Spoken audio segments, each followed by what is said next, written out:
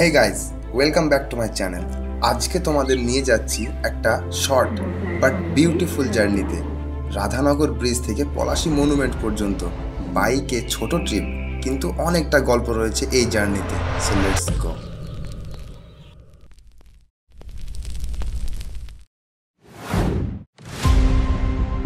আমরা এখন রাধানগর ব্রিজে। এটা কিন্তু একদম নদিয়া জেলার শেষ প্রান্তে, প্রায় মুর্শিদাবাদ জেলার সীমানার কাছাকাছি। এখান থেকে বাংলাদেশ খুব বেশি দূরে না, বড়জোর 30 কিলোমিটারের মতো হবে। আশেপাশে দেখলে বুঝবেন একদম সীমান্তবর্তী একটা গ্রামীণ এলাকা, কিন্তু এই ব্রিজটা এখনও আশেপাশের বহু মানুষের যাতায়াতের অন্যতম প্রধান রাস্তা।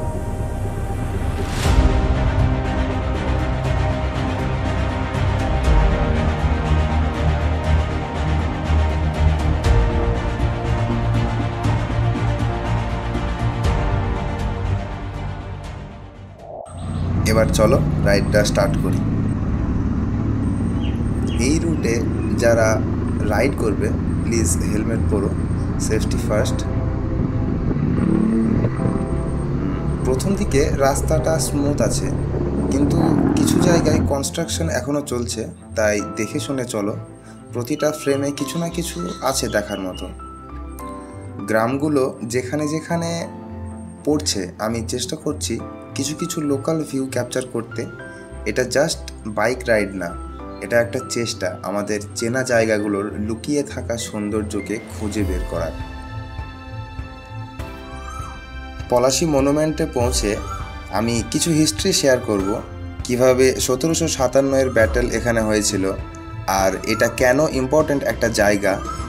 মনুমেন্টের সামনে কিছু টাইম স্পেন্ড করব, কিছু ফটো নেব, অ্যান্ড অফকোর্স কিছু এক্সপিরিয়েন্স শেয়ার করব তোমার সাথে। তাই ভিডিওটি স্কিপ না করে শেষ পর্যন্ত দেখো। আশা করি দেখার পর তোমারও মনে হবে এটা তো আগে কখনো দেখিনি। এবার পলাশী পাড়াকে দেখো আকাশ থেকে, পাখির চোখে।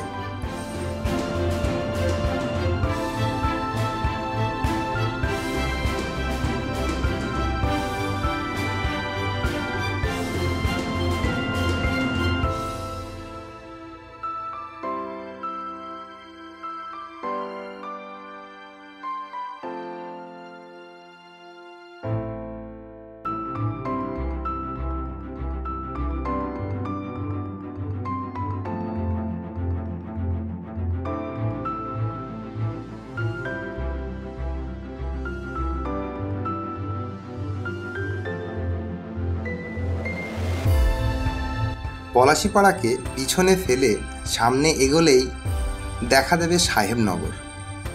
এ যেন এক সীমান্তবর্তী গ্রাম, নদী, মাঠ আর আকাশের এক অসাধারণ মিশ্রণ। সামনেই একটি ছোট্ট ব্রিজ পড়ে, আমরা সেটি ড্রোন শট নেব।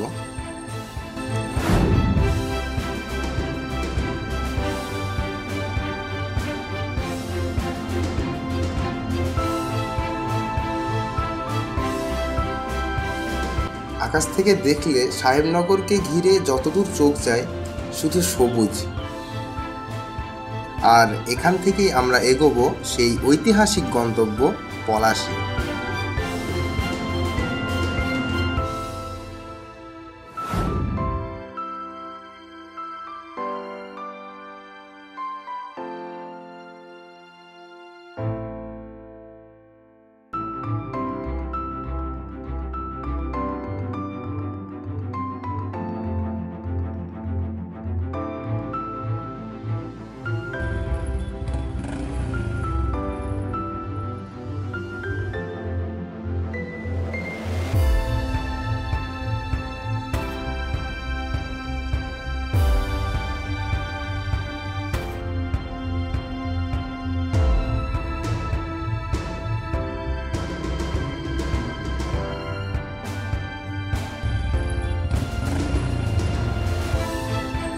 সামনেই আর একটি ছোট্ট গ্রাম যার নাম কুলগাছি, আমরা সেটিকেও আকাশ থেকে দেখে নেব।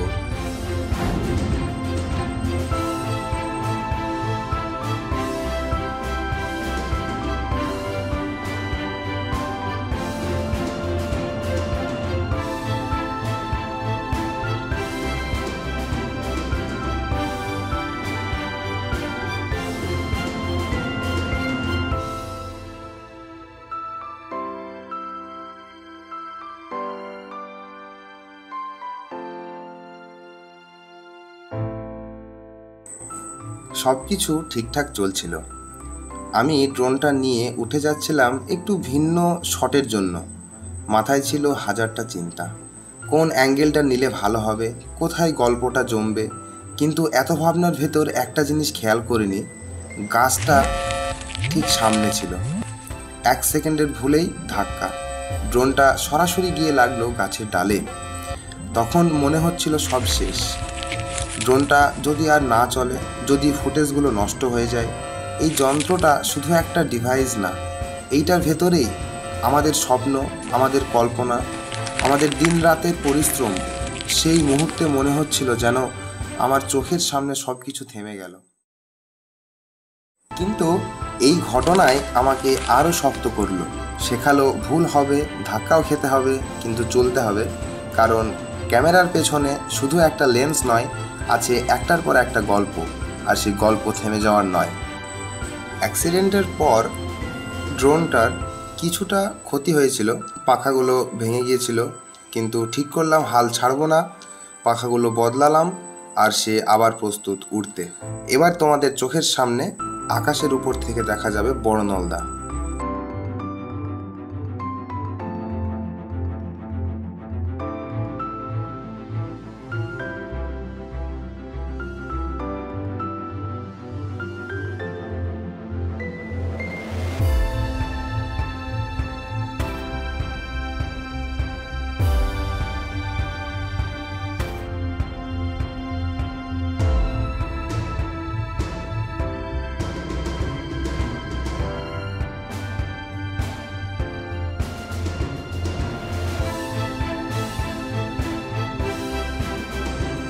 বড় নলদহ গ্রামকে পিছনে রেখে যদি একটু সামনে এগোনো হয়, তাহলে যে গ্রামটি পড়বে তার নাম বড় চাঁদঘর।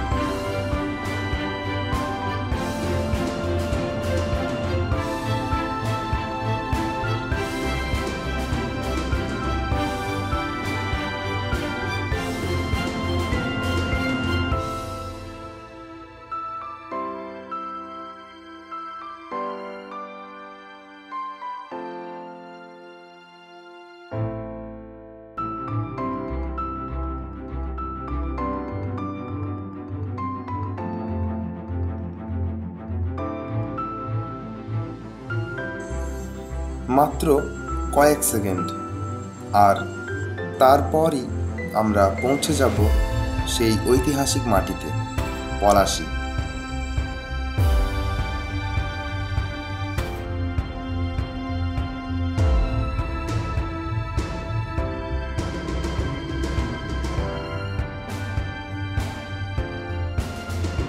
এখন আমরা পলাশীতে।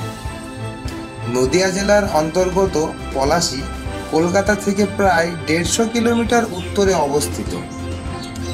এই স্টেশনটি শিয়ালদা টু লালগোলা শাখা লাইনের অংশ, যা ইস্টার্ন রেলওয়ে জোনের অন্তর্গত। স্টেশনটি তার নাম পেয়েছে সেই ঐতিহাসিক যুদ্ধক্ষেত্র পলাশীর নাম থেকে, যেখানে 1757 সালে ব্রিটিশ ইস্ট ইন্ডিয়া কোম্পানি ও নবাব সিরাজ উদ্দৌলার মধ্যে বিখ্যাত পলাশীর যুদ্ধ সংগঠিত হয়েছিল।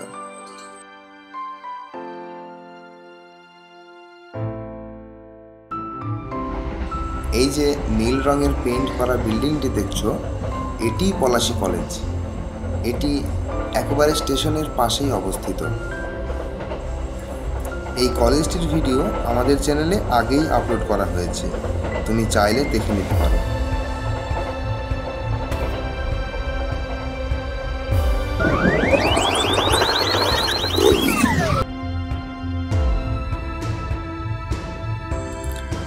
পলাশীর মধ্যে এই বাজারটির নাম নেতাজি মার্কেট। নামকরণের পেছনে সঠিক কারণটা আমি জানি না, তবে সম্ভবত নেতাজি সুভাষচন্দ্র বসুর এই স্ট্যাচুর কারণে এই মার্কেটের এরকম নামকরণ।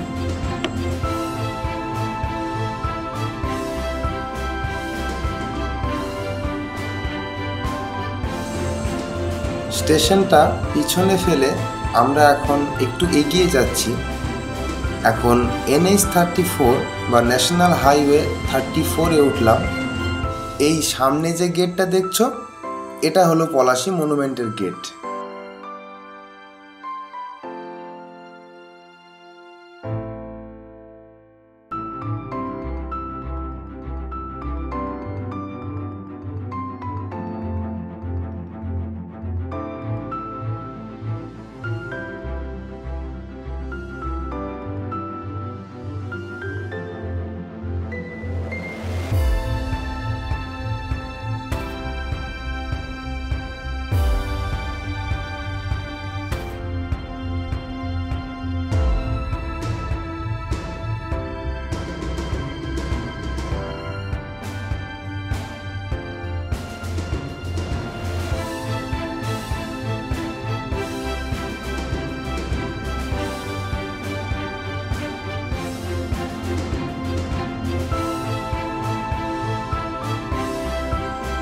এখন যাব সেই জায়গাটি দেখতে যেখানে একসময় পলাশী যুদ্ধ হয়েছিল।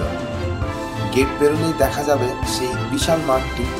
তো চলো একটু কাছে থেকে দেখে নেওয়া যাক সেই জায়গাটা।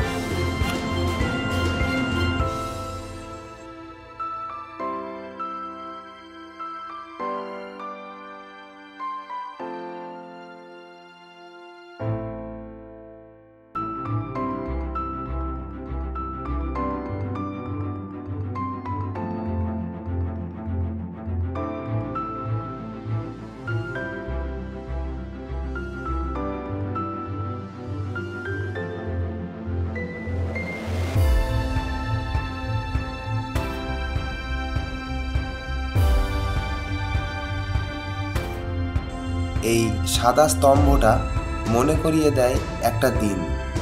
এখানেই লড়াই হয়েছিল নবাব সিরাজউদ্দৌলা আর ইংরেজদের মধ্যে। নবাবের ছিল 50,000-এর শক্ত বাহিনী, ব্রিটিশদের ছিল মাত্র 3,000। তবুও হারল কে? নবাব। কারণটা সহজ ভাষায় বলতে গেলে কারোর তলোয়ারের প্রয়োজন পড়েইনি। একজনের চুক্তি ছিল যুদ্ধের ভাগ্য। মির্জাফর, সিরাজের নিজের সেনাপতি, নিজের স্বার্থের জন্য করেছিল ডিল ব্রিটিশদের সাথে। স্বপ্ন ছিল নিজেকে নবাব দেখবার। সে চেপে বসেছিল তার বাহিনী নিয়ে। যুদ্ধ চলছে আর সে কিছুই করছে না। আর এই বিশ্বাসঘাতের দাম সিরাজকে দিতে হয়েছিল তার গদ্দি দিয়ে। তারপর মির্জাফর হয় নবাব, কিন্তু ছিলেন ব্রিটিশদের পুতুল। ইংরেজরা পায় বেঙ্গল, বিহার, উড়িষ্যার আর্থিক নিয়ন্ত্রণ। এটাই ছিল ভারতের উপর ব্রিটিশ শাসনের শুরু। যুদ্ধ তো একদিনেই শেষ হয়েছিল, কিন্তু এই ব্যাটারিয়ালের ফল ভুগতে হয়েছে পুরো দেশকে 200 বছর ধরে। এই মনুমেন্টের পাশেই রয়েছে একটা পরিত্যক্ত সুগার মিল। স্থাপিত হয়েছিল 1937 সালে। তখন পলাশী ছিল কৃষিকাজের একটা গুরুত্বপূর্ণ কেন্দ্র। এখান থেকেই তৈরি হতো আখ থেকে বানানো চিনি। কিন্তু এখন শুধুই ধ্বংসাবশেষ। এই পলাশী তো শুধু যুদ্ধের নাম না, এই এলাকা ছিল একটা নির্ভর যোগাযোগ কেন্দ্র। এই সুগার মিল ছিল ওই ইতিহাসের পরের অধ্যায়ের একটা ছোট ঘটনা, যেটা আজকে আর কেউ পড়ে না।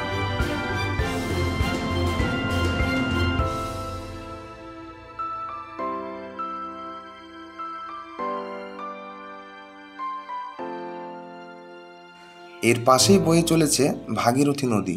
আজ দেখব ভাগীরথী নদীকে নতুন নজরে।